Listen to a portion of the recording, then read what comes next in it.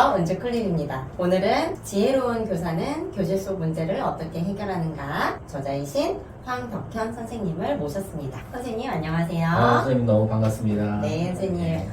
이렇게 바쁘신데 와주셔서 정말 감사합니다.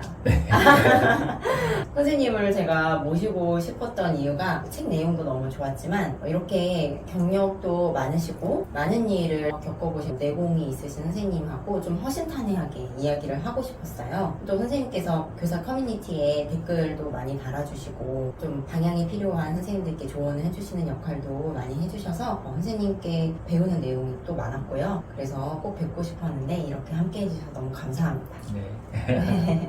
네, 황덕현 선생님 시청자분들께 한번 소개 한번 해주시겠어요? 네, 반갑습니다. 네, 저는 85년에 교대를 입학하고 올해 33년 차 초등교사로 계속 학교에 있습니다. 그동안 이제 세월이 많이 지났기 때문에 여러 가지 다양한 일들을 많이 경험을 했고 나름 고민도 많았고 또 속상한 일도 많았고 또 즐거운 일도 많았습니다. 그래서 그런 것들을 우리 선생님들과 함께 나누고 싶어서 여러 선생님들과 함께 책을 작년에 쓰게 되었어요. 그래서 우리 같은 초등교사 선생님들끼리 서로 도움을 주고받을 수 있는 그런 하나의 계기가 되었으면 좋겠다 하는 생각에서 책을 쓰게 되었습니다. 반갑습니다. 네, 지혜로운 교사는 교실 속 문제를 어떻게 해결하는가 이 책에 대해서도 우리가 2부에서 또 이야기를 나눌 건데요. 먼저 제가 선생님처럼 이렇게 고경력 있는 선생님께서 저희 채널에 나와주시는 것도 처음이시고 그래서 여쭤보고 싶은 게 되게 많거든요. 네, 솔직하게 다 가감 없이 말씀드리도록 하겠습니다. 감사합니다. 선생님께서 33년 차이시라고요? 네. 지금은 4학년 담임이시죠? 네네. 네. 요즘 학교 생활은 어떠신가요? 우리 초등교사들의 삶은 아시다시피 1년 단위로 계속 반복이 되는 생활이잖아요. 또 1년 단위로 반복이 되지만 또 매년 다른 아이들을 만나기 때문에 또 색깔은 또 다르고 느낌도 다른 교직 생활을 하고 있는데요. 이제 저도 연차도 많이 됐고 이제 퇴직 후에 삶도 고민이 좀 많이 되고 있습니다. 그래서 이런저런 다양한 생각을 하면서 하루를 보내는 것 같습니다. 앞으로 퇴직 후에 뭘 할지 이런 것도 고민이 되실 것 같고 또 그동안 내가 걸어온 길이 내 인생에서 어떤 의미가 있었나 나는 어떤 사람으로 지금 살고 있나 이런 생각을 하시는데 또 많은 고민을 하실 것 같아요. 네. 40년이 넘는 시간 교사로서 선생님의 삶을 돌아보신다면 어떠신가요? 과거 교직 생활을 돌아보면서 좀 좋았다 아니면 별로였다 이렇게 다 한 가지로 말씀드릴 수가 없는 것 같아요. 무지개가 다양한 색깔을 갖고 있듯이 이 긴 교직 생활도 무지개처럼 좋았던 상황도 있었고 그냥 지나갔던 해도 있었고 아니면 힘들었던 해도 있었고 또 마음고생한 해도 있었고 이렇게 다양하게 겪으면서 이 긴 세월을 보낸 것 같습니다. 무지개 같다라는 표현 처음 듣는 것 같아요. 근데 그게 되게 많이 와닿네요. 그래요? 네, 그렇게 좋았던 때, 힘들었던 때 다양한 색깔을 가진 경험이 지금의 나를 만들었을 텐데 그거를 무지개 같다라고 표현을 해주시니까 그마저도 또 예뻐 보이기도 하지만 또 와닿고 인상 깊게 남는 것 같아요. 선생님께서 또 저희 인터뷰에 응해주신 이유 중에 하나가 후배들에게 이야기를 해주고 싶으신 것이 있으신데 고경력 교사로서 후배들한테 오늘 꼭 이런 이야기를 하고 싶었다. 지금 보시는 분들이 어떤 점을 조금 염두에 두면서 보시면 좋을지 이야기 나눠주실 수 있을까요? 네. 작년에 지혜로운 교사 책을 쓰면서 학교의 어려운 부분, 우리 초등교사가 겪는 어려운 부분들에 대해서 조금이라도 이렇게 도움을 드리고자 하는 의도에서 썼습니다. 책을 이제 출판하고 나서 이제 느낀 점이 어렵고 힘든 거, 좀 어두운 부분, 이런 부분들 도움을 드리고자 하였지만 반대로 생각해보면 이 교직이 이렇게 힘들고 어려운 것 만큼 새롭고 또 누군가에게 도움을 줄 수 있고 자기 자신도 발전할 수 있는 참 좋은 직장이다 이런 것들을 말씀드리고 싶어서 인터뷰에 응하게 되었습니다.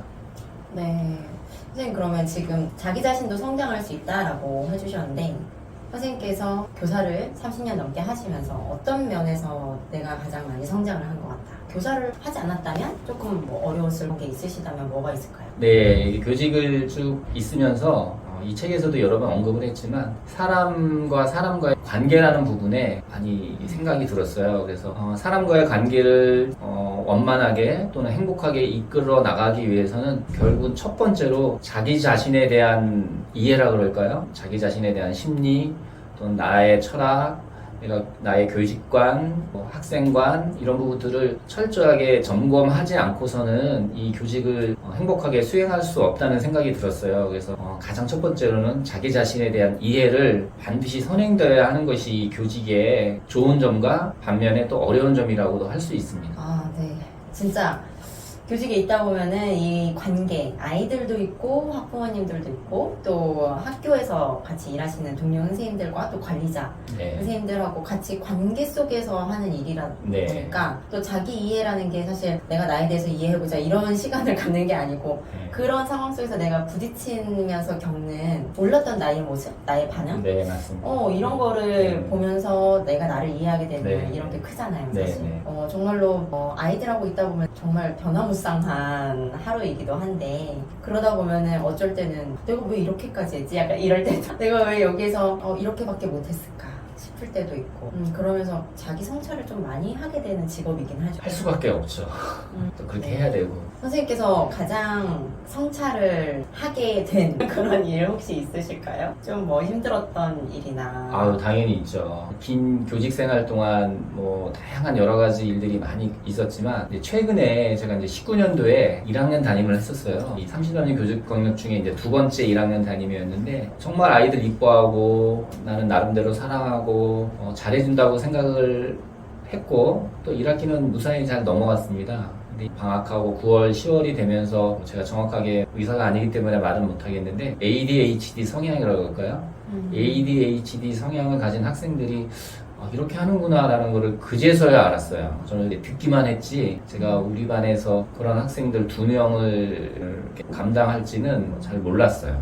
근데 그 두 학생으로 인해서 이런 것이 ADHD구나, 이런 학생들에게 어떤 도움을 줘야 될까, 이런 것들에 대한 고민을 너무 많이 해가지고 그때 2주간 이제 병가를 내기도 했고 그러면서 한 해를 보낸 점이 교직 생활의 제일 어려운 점이었어요.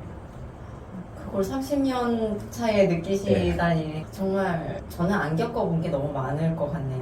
힘드셨을까? 또 그 경력에 그런 상황 어려움을 겪으시면 또 내가 경력이 이만큼이나 됐는데 아직도 내가 이런 점이 부족하구나 이렇게 느끼시면은 또 그런 부분이 또 힘드실 것 같아요, 심적으로. 그래서 그 부분에 대해서 제가 자기 무력감이라고 그때 딱 느끼겠더라고요. 그래서 이 책에서도 교사 우울증 그 에피소드에 그런 이야기를 썼는데 자기가 의도하지 않은 상황이지만 우리는 학생이라는 상대가 있기 때문에 거기에서 벌어지는 여러 가지 상황들 속에서 교사가 이 부분은 내가 참 무력하다 이런 부분을 느낄 수밖에 없어요. 그런데 중요한 점은 제가 그 과정을 지나오면서 이 책에도 썼지만 중요한 점은 자기 무력감을 느낄 수는 있지만 거기에 헤어나오지 못해가지고 거기서 빠져서 계속 괴로워할 필요는 없다. 잠깐 느낄 수 있지만 도움을 받든지 자기가 스스로 빠져나오든지 아니면 병가를 내든지 휴직을 하든지 여러 가지 방법 중에서 자기한테 맞는 걸 선택해서 충분히 빠져나올 수 있다는 걸 제가 경험을 했기 때문에 그런 이야기들을 이 책을 제가 쓰고자 하는 동기가 되기도 하였습니다. 선생님께서 방금 되게 중요한 말씀을 해주신 것 같아요. 내가 그런 힘든 점이 있을 때 거기에 빠질 수는 있지만 거기에 너무 매몰돼서 오랫동안 헤어나오지 못하면 안 된다. 그리고 그거를 분명히 빠져나올 수 있다라고 하신 점이 굉장히 도움이 되실 만한 선생님들이 많으실 것 같아요. 네. 어떻게 빠져나오셨나요? 도움이 될 만한 팁을 한번 주신다면.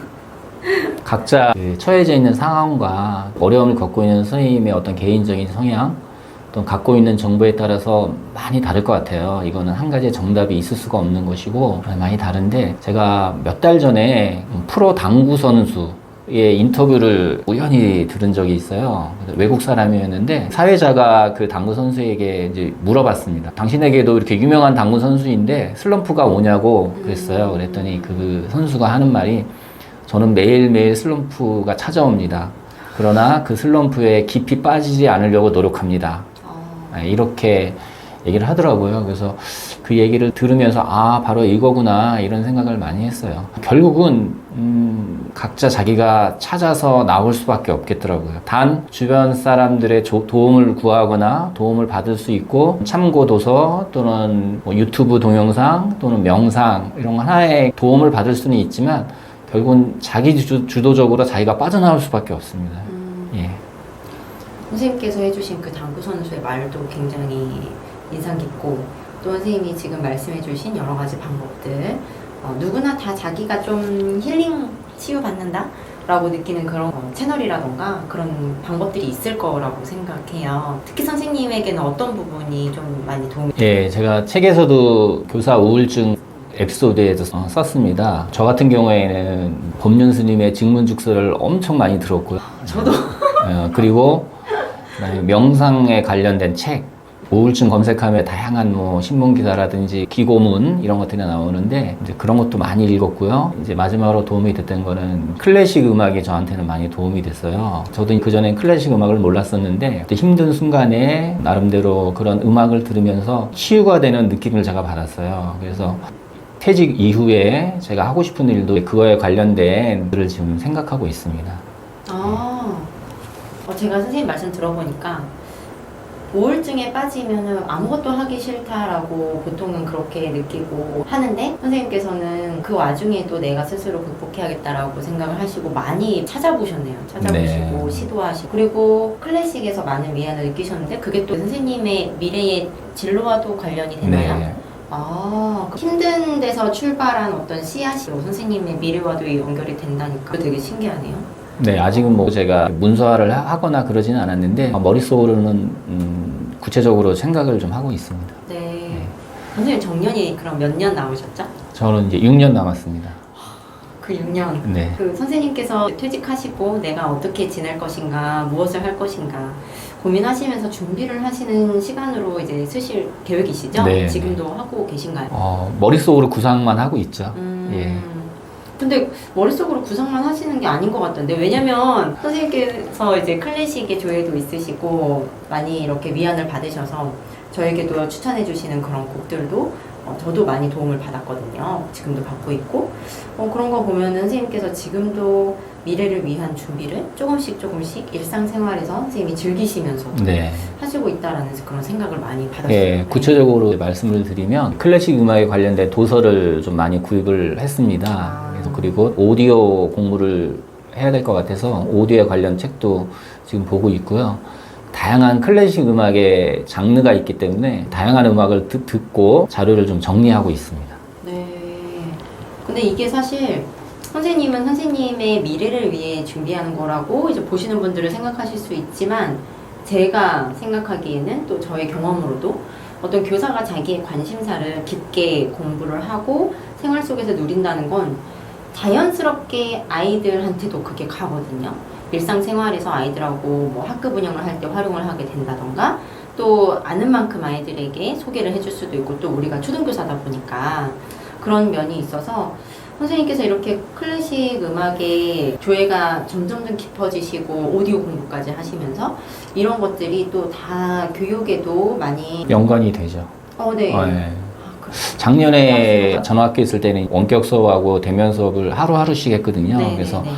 특히 원격 수업할 때 클래식 음악 기본 상식 초등학생들이 들었을 법한 유명한 작품들을 수업 시간을 활용해서 몇 번 들려주기도 했습니다. 그리고 올해는 이제 매일 등교인데 올해도 아이들에게 이런 게 클래식 음악이다, 이런 음악들이 있다, 이런 것들을 아이들에게 같이 함께 나누고 있습니다. 나중에 퇴직 후에 제가 하고 싶은 일과 연관을 시키고 있고요. 제가 아직 구체화되지는 않았는데 돈을 버는 것 위주가 아닌 아이들에게 그런 좋은 음악과 음악에 관련된 문화, 예를 들어서 예술의 전당에 같이 관람을 한다든지 아이들과 함께 서양 클래식이나 또 우리나라 전통 클래식, 즉 국악이죠. 이런 문화와 더불어서 클래식을 경험할 수 있는 어떤 플랫폼 같은 방과후 교실이라 그럴까요? 또는 학원이라 그럴까요? 그런 사업을 한번 해보고 싶은 게 저 퇴직 후에 계획입니다. 제가 지금 듣기에는 학생들이 일반적으로 다니는 학원이라기보다는 아이들이 좀 치유받고 할 수 있는 그런 공간에 예, 그런 거요. 그런 공간은 굉장히 필요한 것 같아요. 앞으로 더욱더. 그래서 이름도 지어놨어요. 더 스페이스 쉼. 아, 벌써 이렇게. 이거 주인이 있는 겁니다. 선생님 꽤 구체적으로 많이 생각하셨네요. 예, 고민이 많습니다. 네.